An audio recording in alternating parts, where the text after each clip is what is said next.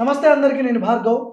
హైదరాబాద్‌లో 22A వ్యవహారం పెద్ద ఎత్తున దుమారం రేపుతున్నది. అసలు ఈ 22A అంటే ఏంటిది? దీనివల్ల ప్రజలు ఎలాంటి సమస్యలు ఎదుర్కొంటుర్రు? మనం డిస్కస్ చేద్దాం. నాతో పాటు revenue legal adviser, advocate, political analyst Vithal గారు ఉన్నారు. చాలా విషయాలు డిస్కస్ చేద్దాం మనం. నమస్తే విఠల్ గారు. నమస్తే. నమస్తే. యాహ్! ఈ గత కొన్ని రోజుల నుంచి 22A వ్యవహారం అనేది పెద్ద ఎత్తున చర్చకొస్తున్నది. సోషల్ మీడియాలో ఎక్కడ చూసినా కూడా గవే వీడియోలు సర్క్యులేట్ అవుతున్నాయి. అసలు 22A ఎందుకు తీసుకొచ్చింది ప్రభుత్వం? ఎందుకు తీసుకురావాల్సి వచ్చింది? దీని మీద మీ అభిప్రాయం ఏంటి? ఇది ఈ చట్టం అనేది ఈ మధ్య కాలంలో రేవంత్ రెడ్డి గారు తెచ్చిందో కాదు. చాలా రోజులు స్వాతంత్రం ముందు కన్నా ముందు ఉంది ఇది. రిజిస్ట్రేషన్ యాక్ట్ 1908 అంటాం. 1908 రిజిస్ట్రేషన్ చట్టం ఇది. అంటే బ్రిటిష్ కాలంలో వచ్చినటువంటి చట్టం ఇది. అంటే భారతదేశంలో భూముల అమ్మకాన్ని కొనుక్కోవడానికి ఆ రోజుల్లో వీళ్ళు ఏంటంటే ఒక రెవెన్యూ కోసం. ఆ రోజు భారతదేశంలో చట్టం ఎందుకు తీసుకొచ్చారంటే భూముల అమ్మకాలు కొనుగోళ్ల పైన ప్రభుత్వానికి ఆదాయం వస్తుంది. ఆదాయంలో క్రమంలో భాగంగా చట్టాన్ని తీసుకురావడం జరిగింది.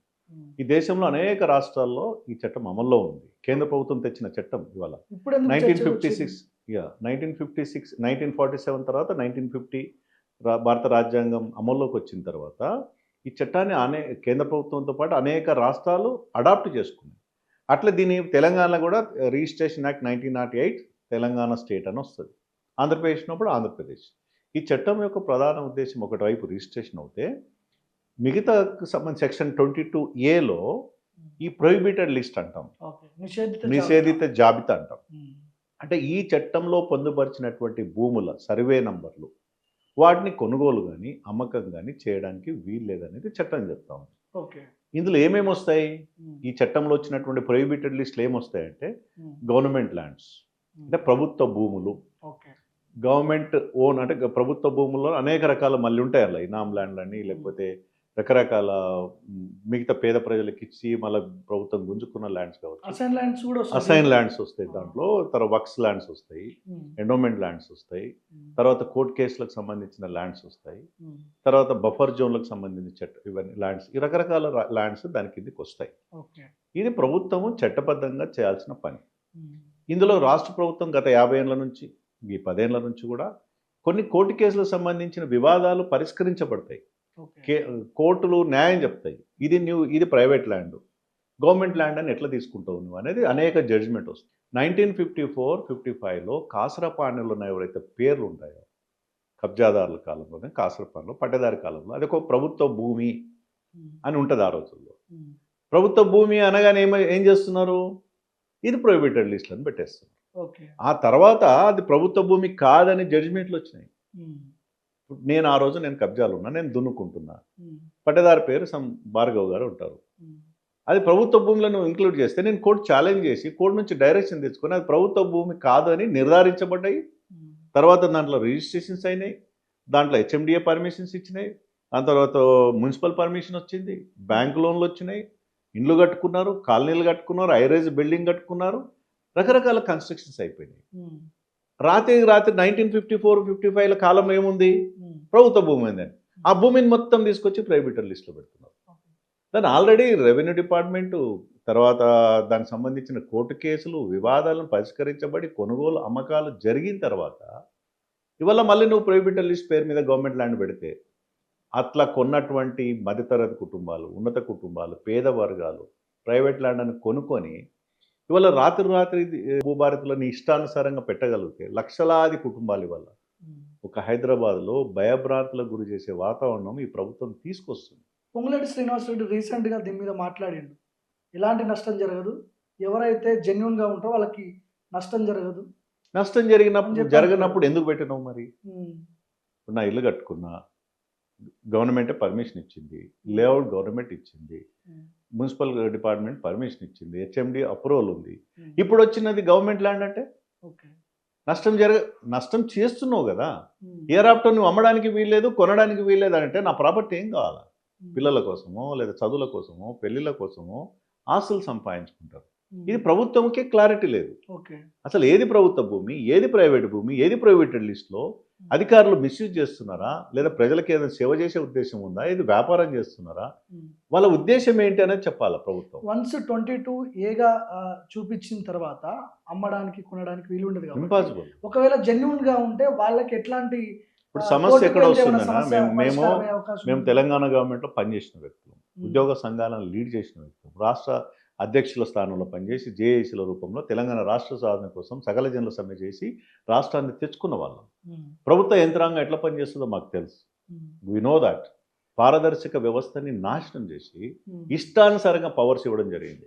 కలెక్టర్స్ కానీ, ఆర్డీఓ కానీ, తహసీల్దార్ కానీ, కింద XYZ అన్నిటికి మించి ఆ కలెక్టర్ ఆఫీస్లో పనిచేస్తున్నటువంటి ఈ బీటెక్ చదివిండో లేదో నాకు తెలియదు, కొంత టెక్నికల్ నాలెడ్జ్ ఉన్నటువంటి ఆ కంప్యూటర్ ఆపరేటర్ కూడా ఏదైనా చేయొచ్చు అన్నటువంటి విధాలు ఇవాళ రూపకల్పన చేశారు. కబ్జాదారులను అరికట్టడానికే 22A అనేది వాళ్ళకి వర్తిస్తుంది, కబ్జాదారులకే, మిగిలిన వాళ్ళకి వర్తించదని చెప్పి మరి ఇన్ని లక్షలాది మంది ఎందుకు భయభ్రాంతులకు గురవుతున్నారు?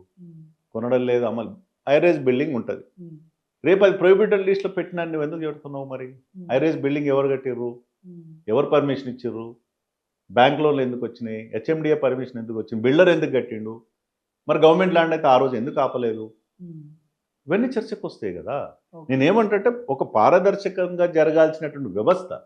ఇప్పుడు ఇది ఆస్తి, ఇది ప్రైవేట్ ఆస్తి. గవర్నమెంట్ ఆస్తి నువ్వు ప్రూవ్ చేయి, ప్రైవేట్ ఆస్తి నేను ప్రూవ్ చేస్తా. కోర్టు అంతిమంగా జడ్జిమెంట్ ఇచ్చేది కోర్టు ఆర్డర్ నువ్వు ఫాలో కావాలా.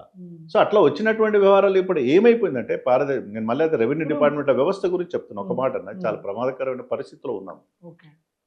ఏమవుతుంటే గతంలో ఉన్నటువంటి వ్యవస్థ ఎట్లుండాలంటే, ఎప్పుడో 16th సెంచరీ నుంచి పటేల్ పట్వార్ వ్యవస్థ ఉండే. 16th సెంచరీ గురించి చెప్తా ఉన్నాను. 1948-50 తర్వాత పటేల్ పట్వార్ వ్యవస్థ కొనసాగించబడే ఇప్పటికీ ఈ రోజు కూడా ఇతర రాష్ట్రాలలో పటేల్ పట్వార్ వ్యవస్థ ఉంది. విలేజ్ రెవెన్యూ ఆఫీసర్గా పిలువబడుతున్నారు. ఎన్టీ రామారావు వచ్చేసి ఉద్దేశం ఏదైనా ఆ వ్యవస్థను రద్దు చేశారు. మళ్ళీ తప్పుని తెలుసుకొని విఆర్ఓలను పెట్టారు. అందులో ఉన్న 10th క్లాస్ పాస్ అయిన వాళ్ళనే మళ్ళీ అదే ఎన్టీ రామారావు తీసుకొచ్చి విఆర్ఓస్ని విలేజ్ రెవెన్యూ ఆఫీసర్ కొనసాగించబడ్డారు. ఆ తర్వాత వ్యవస్థ కొంత గాడిలో పడ్డది. చెన్నారెడ్డి గారు దాన్ని సిస్టమేటిక్గా చేయగలిగారు. ఈవెన్ ఆ తర్వాత వచ్చినటువంటి చంద్రబాబు నాయుడు కావచ్చు, మన రాజశేఖర రెడ్డి గారు కావచ్చు, వీళ్ళు డిస్టర్బ్ చేయలేదు వ్యవస్థ. ఏమైందంటే, ఫర్ ఎగ్జాంపుల్ నాది ప్రైవేట్ ల్యాండ్, నేను తాత ముత్తాత నుంచి నాది ఆస్తి, ఇనాం రూపంలో, టెనెన్సీ రూపంలో, లేదా మొదటి నుంచి కొన్న ఆస్తితో వారసత్వం వచ్చిన భూమి. ఇవాళ ప్రభుత్వం రాత్రి ప్రొహిబిటెడ్ లిస్ట్లో పెట్టింది అనుకో, నాకు నోటీస్ లేకుండా, నాకు ఇన్ఫర్మేషన్ లేకుండా. ఇదేం పద్ధతి? తప్పు చేసి ఉరేసేవాడిని కూడా చివరికి కేంద్ర బాబు అని నోటీసులు అడుగుతాం. ఏ నోటీస్ లేకుండా, ఏ సమాచారం లేకుండా రాత్రి ప్రొహిబిటెడ్ లిస్ట్ పెట్టే అధికారం ఎవరిచ్చారు? ప్రైవేట్ ల్యాండ్స్ పట్టాలు ఉన్న వాళ్ళకి కూడా సడన్ గా 22A నేను అదే చెప్తున్నా. నేనేమంటున్నంటే, నీది ఒకవేళ నీది పంచాయతీ కదా, భూమి పంచాయతీ కదా, ప్రభుత్వానికైనా నాకు వర్సెస్ ఐఎమ్ వర్సెస్ గవర్నమెంట్, భూమి ఎవరిది అనేది పంచాయతీ కదా. ఈ పంచాయతీని చేర్చేటప్పుడు కోర్టు చెప్పినట్లన్నా వినాలి, లేదా నీ భూమి అనుకున్నప్పుడు నీకు హక్కేందో నన్ను అడగాల, నాకు నోటీస్ ఇవ్వాలి. నేను దానికి ఏం సమాధానం చెప్తాను? కోర్టు కూడా పరిష్కారం చేయలేదనుకుంటా ఈ సమస్యని.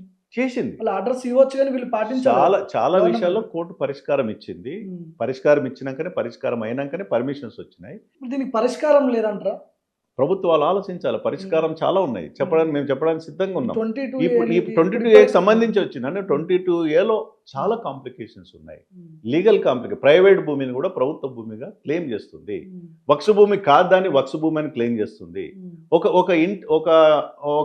ఒక పొలంలో, ఒక 10 ఎకరాల పొలంలో ఎప్పుడో 90s-లోనో 80s-లో దర్గాను రాస్తే అది వక్స్ భూమి కింద క్లెయిమ్ చేస్తున్నారు. ఒక్క సంవత్సరంలో దర్గాను రాస్తే మొత్తం భూమి మాదే అని వాళ్ళు అడుగుతూ ఉన్నారు. ఈ మల్టిపుల్ ఇష్యూస్ ఉన్నప్పుడు ప్రభుత్వం ఏం చేయాలి? ఒకవేళ మీకు 22Aలో ప్రొహిబిటెడ్ లిస్ట్లో పెట్టాలి అనుకుంటే ప్రజల అభిప్రాయం తీసుకోవాలి.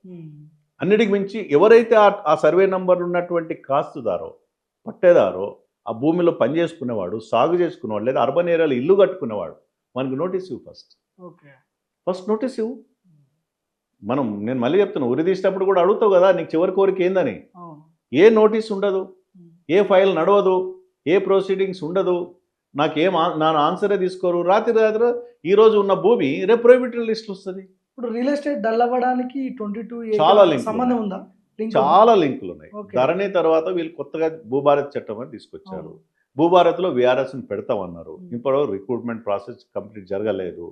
నా భూమిలో పేరు తప్పుపడ్డది, ఊరు తప్పుపడ్డది, తండ్రి పేరు తప్పుపడ్డది, లేదా నా భూమి ఎక్స్టెంట్ ఇంత 10 ఎకరాలు ఉండాలి, 6 ఎకరాలు ఉంది, 4 ఎకరాలు రాయలేదు, గుంట భూమి ఎక్కువ ఉంది, గుంట భూమి తక్కువ ఉంది, ఇవన్నీ ఎవరు రెక్టిఫై చేయాలి? ఇప్పటికిప్పుడు రెవెన్యూ వెరిఫై ప్రభుత్వం తలుచుకుంటే ఇప్పటికిప్పుడు దీన్ని సార్ట్అవుట్ 100% చేయొచ్చు.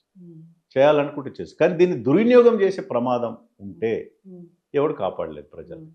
ఇప్పుడు ప్రభుత్వానికి ఇంటెన్షన్ ఇది కాస్ట్లీ వాల్యూ, ఒక పలానా భూమి ఒక ఏరియాలో ఉంది, 100 కోట్లకు అమ్ముకోవచ్చు. ఇప్పుడు ఇదే పక్కనే రాయదుర్గంలో ఉంది, 175 కోట్లకి కోట్ చేస్తుంది ప్రభుత్వం భూమిని. అంటే మినిమం ప్రైస్, బిడ్ ప్రైస్, అది ఎంతకన్నా పోవచ్చు. అంటే ప్రభుత్వమే కబ్జాదారుగా మారితే, ప్రభుత్వం ఈ భూమి నీది కాదు నాది అని క్లెయిమ్ చేస్తే ఎవరు చెప్పుకోవాలి? మళ్ళీ రెవెన్యూ మంత్రి పొంగులేటే ఉన్నాడు. నేను అదే చెప్తున్నాను. కన్స్ట్రక్షన్స్ పెద్ద ఎత్తున భూములు కబ్జా ఇక్కడ అందరు మంత్రులకు వ్యాపారాలు ఉంటాయి, అందరు మంత్రులకు వ్యాపారాలు ఉన్నాయి, అందరు ఎమ్మెల్యేలకు వ్యాపారాలు ఉన్నాయి, అందరు ఎంపీలకు వ్యాపారాలు ఉన్నాయి, రాజకీయ నాయకులకు అందరికి వ్యాపారం. ఇంకో కొత్త ధోరణి ఏంటంటే అందరు బ్యూరోక్రాట్స్కి వ్యాపారాలు ఉన్నాయి, అందరు బ్యూరోక్రాట్స్ రియల్ ఎస్టేట్ వ్యాపారాలు మాత్రమే చేస్తున్నారు. అందరూ చేయొచ్చు, నేను చట్టబద్ధ, నేను కూడా ఒక real estate company legal adviser, నేను వ్యవస్థను తప్పు పట్టడం లేదు, న్యాయబద్ధంగా బిజినెస్ చేయండి, ఎవ్వరు కాదన్నారు. కానీ ప్రజల్ని పీడించే రీతిలో, ప్రజల్ని మోసం చేసే రీతిలో, వాళ్ళను భయభ్రాంతులకు గురి చేసే రీతిలో భూమిని మాది అని క్లెయిమ్ చేయడం అనేది ఎంతవరకు సమంజసము? ఓకే అన్న, థ్యాంక్ యూ సో మచ్.